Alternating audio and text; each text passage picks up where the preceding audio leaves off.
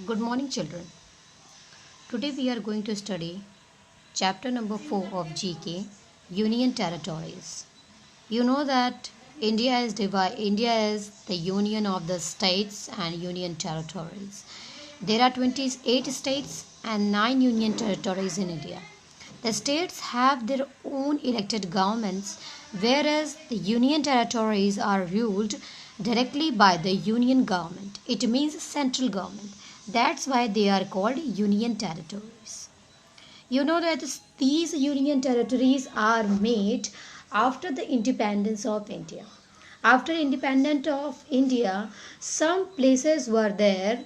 Those were not coming as the part of the suburb states. They were having their own government, they are having their own culture. To save their own culture, they demanded the central government to not to include them in the states, so that's why the union government of after the independence, they have decided that have they should save the culture of those areas. That's why they decided to keep them as the union territories. These are some names of union territories. There are 9 union territories in India: Puducherry, Chandigarh, Daman and Diu, Ladakh, Lakshadweep, New Delhi, Jammu and Kashmir, Dadra and Nagar Haveli, Andaman and Nicobar Islands. You know that Jammu and Kashmir and Ladakh, they are made very latest, before 1 year. You know that after the banishment of 370 article in Jammu and Kashmir, it is made as union territory and it is divided into two parts, Ladakh and Jammu and Kashmir. वहाँ की व्यवस्था को अच्छा बनाने के लिए सरकार ने उसे एक राज्य की जगह उसे एक यूनियन टेरिटोरी बना दिया है, जो कि अब डायरेक्टली केंद्र सरकार उसको हैंडल करेगी. वहाँ की सारी व्यवस्था को केंद्र सरकार हैंडल करेगी. Now we are going to study about Andaman and Nicobar Island.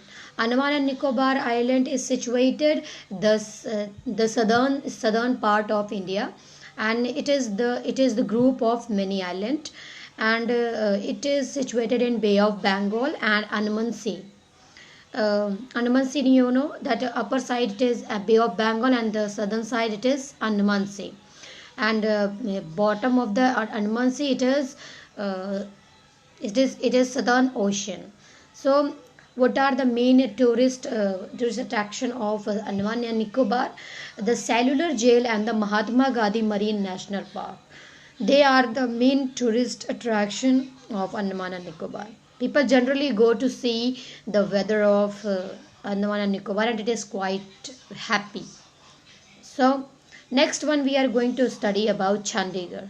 Chandigarh, you know, it is served as the capital of the two states, Punjab and Haryana, and it is also the union territory. It is the only place that is having the different three different status, like it is the capital and it is also having its own capital. And you know that you will wanted to know that Chandigarh, the structure of Chandigarh is quite different from the other state of the India.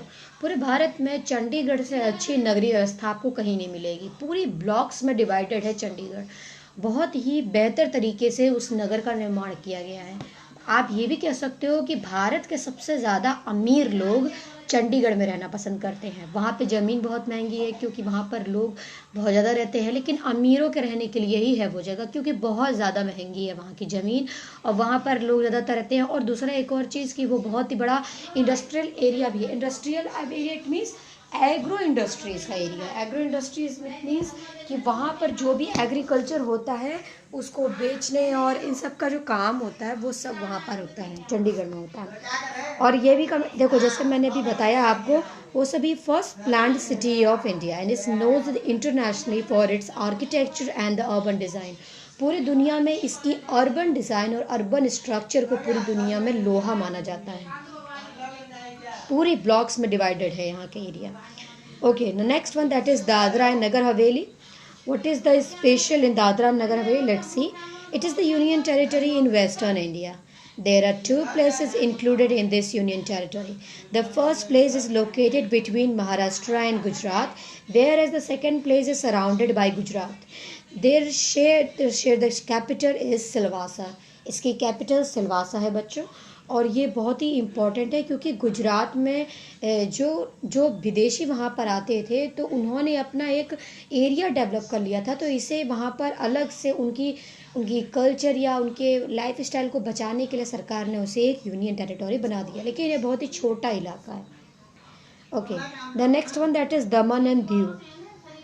Daman and for over 450 years, both the places here were a part of the Portuguese occupied India. Portuguese occupied India means that जो Portuguese सबसे पहले India में अगर कोई व्यापार करने आया था तो वो पोर्चुगीज थे. वास्को डी गामा के साथ पोर्चुगीज आए और उन्होंने यहाँ पर बहुत ज़्यादा मसालों का व्यापार किया.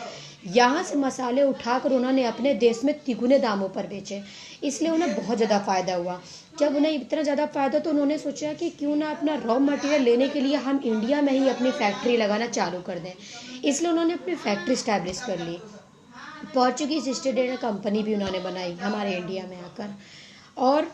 और आपको जानकर हैरानी होगी कि पोर्चुगीज़ ने अपने इतनी ज़्यादा मात्रा में वहाँ पर पॉपुलेशन बढ़ा ली थी कि सरकार को उनके लोगों का कल्चर बचाने के लिए उनको एक पूरी प्लेस ही देनी पड़ी. लेकिन ऐसा नहीं है कि ये इंडिया के अंडर में नहीं है, इंडिया के अंडर में है, लेकिन बहुत ज़्यादा वहाँ पर पोर्चुगीज़ लोग रहते हैं कि वहाँ पर केवल पोर्चुगीज़ लैंग्वेज ही बोली जाती है. They are incorporated in the Republic of India on 19th of December 1961. बच्चों ये पहले से ही इंडिपेंडेंट इंडिया में पार्ट नहीं था, बाद में इसको 1961 में इंडिया के पार्ट में मिलाया गया बाय द मिलिट्री कॉन्क्वेस्ट. मतलब वहाँ पर हमारी आर्मी को भेजकर उस जगह को अपने हाथों में लिया था हमारी सरकार ने.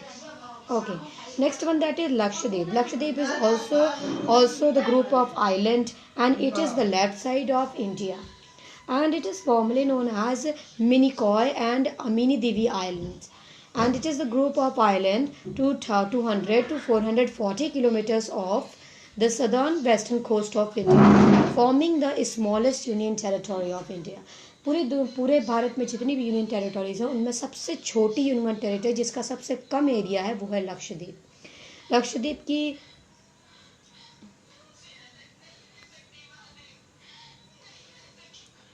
लक्षद्वीप की कैपिटल है आपकी कावाराती.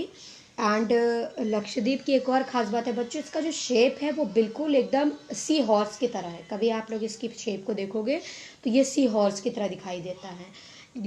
लक्षद्वीप की एक और ख़ास बात है बच्चों, ये जो आपके आइलैंड्स हैं मतलब लक्षद्वीप और आपका जो अंडमान निकोबार है, ये सभी जो है वो थोड़ा बहुत कोरल रीफ से बने हुए हैं. इनकी जो आइलैंड है ये बहुत ही मजबूत है और कोरल रीफ से इनकी बहुत सारी धरती जो है वो कोरल रीफ से बनी हुई है. इसलिए लक्षद्वीप को एक तरीके से भी कह सकते हो कि उसका जो एरिया है वो दिन पर दिन क्या हो रहा है, अब बढ़ रहा है. ठीक है. Okay, now the next one it is New Delhi. New Delhi, you know, it is the capital of India, and it has its grace as the capital of India. It is the northern part of India, and it is the most populous cities of the world. You can say it is the metro city also. There are 4 metro cities in India like Delhi, Mumbai, Kolkata and Chennai. Just like that, among them Delhi is also one of them. So it is served as the capital of various kingdoms and empires. Bharat में जितने भी अलग अलग साम्राज्य पैदा हुए उन सभी की राजधानी की तरह इसने सेवा दी और बहुत सारे किंगडम्स ने इसको अपनी राजधानी बनाया और इसीलिए दिल्ली बहुत पहले से ही डेवलप हो चुके थे.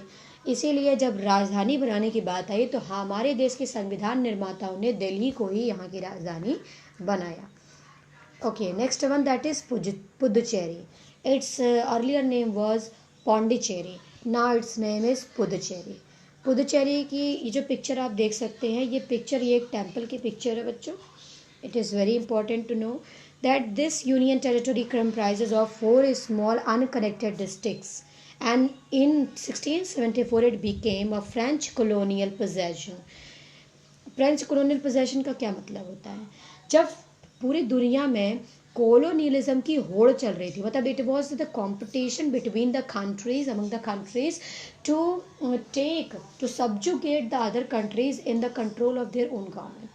So it was the policy of the different countries. Those who were at that time, they were already developed, and they were thinking to subjugate the other countries within their areas, or to make the slave to the other countries, so that they can get the cheap labors and cheap slaves from these undeveloped countries. You know that India was also the slave for the many years of Britishers and French people and Portuguese people. That's just like that. It is also included. It means the Union Territory. The name is Puducherry. It is also divided into 4 points in different states, and it was the French colonial position. यहाँ पर बहुत ज़्यादा आज ही बच्चों बहुत ही ज़्यादा French लोग रहते हैं. अगर आप लोग वहाँ जाओगे तो आप बहुत सारे लोगों को फ्रेंच बोलते पाओगे. भारत के भी बहुत सारे लोग वहाँ पर जाकर फ्रेंच बोलते हैं, क्योंकि उन्हें वहाँ पर व्यापार करना होता है. कहते हैं it was the residence of Sir Aurobindo whose ashram still operates from here. Shri Aurobindo Ghosh का आश्रम आज भी वहाँ से ऑपरेट करता है बच्चों. आप श्री औरोबिंदो घोष के बारे में जानते हैं. वो बहुत ही बेहतरीन राइटर थे, और हमारे देश के आज़ादी में उनका भी बहुत बड़ा योगदान था. हमारे देश को रिप्रेजेंट किया उन्होंने पूरी दुनिया में उन्होंने हमारे देश के कल्चर, हमारे देश की भाषा, लैंग्वेज को पूरी दुनिया में प्रचार प्रसार किया. Next one, that is Jammu and Kashmir. After removing of article 370, it became the Union Territory of India. Before 370's banishment, it was the state of India, and it was the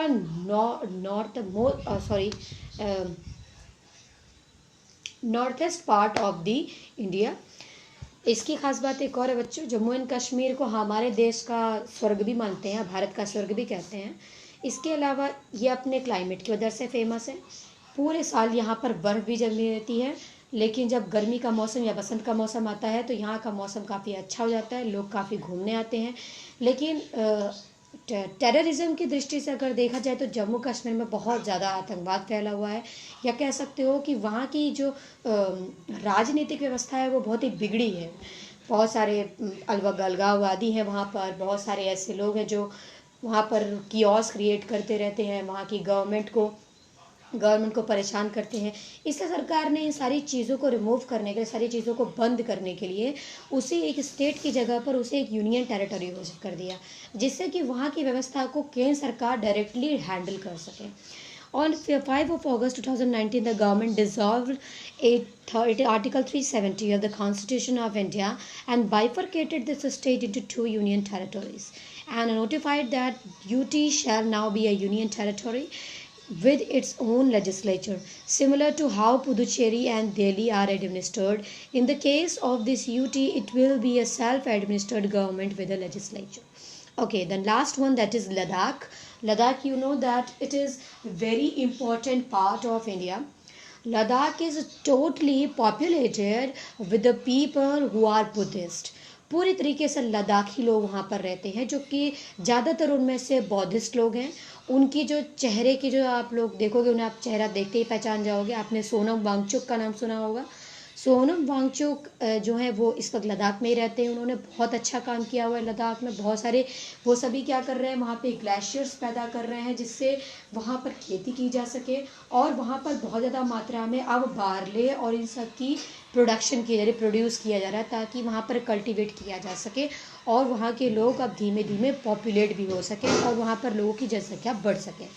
इसलिए लद्दाख पर बहुत ज़्यादा ध्यान दे रहा है. जैसा आप पिक्चर में देख रहे हो, लद्दाख में ये जो मूर्ति है, ये मूर्ति की लोग पूजा करते हैं, और UT was totally carved out the former state of Jammu and Kashmir on 5 August 2019, and it is sparsely populated with a great difficult terrain. And this UT will be without a legislature. अभी इसमें कोई भी इसका कोई विधानसभा, कोई विधान परिषद, कोई government नहीं है यहाँ पर बच्चों। सिर्फ और सिर्फ ये एक भारत का पार्ट है, क्योंकि ये बहुत ही ज़्यादा विवादित पार्ट है, जिसमें पाकिस्तान भी कई बार आकर वहाँ पर लड़ाई करता रहता है, और ये एक तरीके के बॉर्डर की जगह पर है। बॉर्डर पे होने की वजह से POK का हिस्सा इस पे थोड़ा बहुत मिलता जुलता है। इस वजह से यहाँ पर बहुत ज़्यादा प्रॉब्लम्स क्रिएट होती रहती हैं। यहाँ पर हमेशा गोलीबारी, बमबारी होती रहती है। इस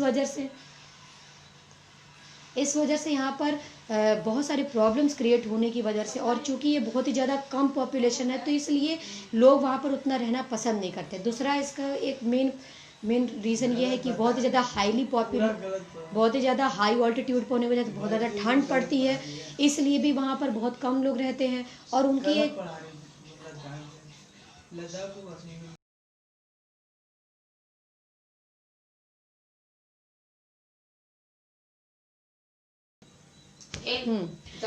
लद्दाख पर बहुत सारी प्रॉब्लम्स आती रहती है। बहुत सारी मिलिट्री फोर्सेस वहाँ पर आए दिन किसी न किसी तरीके का वहाँ पर कियोस क्रिएट होता ही रहता है। लेकिन फिर भी लद्दाख की जो व्यवस्था है वो जम्मू एंड कश्मीर से काफ़ी ज़्यादा अच्छी है, क्योंकि ये आपका बिल्कुल पहाड़ों के बीच घिरा हुआ है, पूरा वैली एरिया है। लेकिन लद्दाख जो है वो बहुत ही खूबसूरत है। अगर आपको कभी घूमने का मन करे तो you can go to Ladakh to visit, and you will feel that you have gone to the greatest place of India. Okay class, thank you.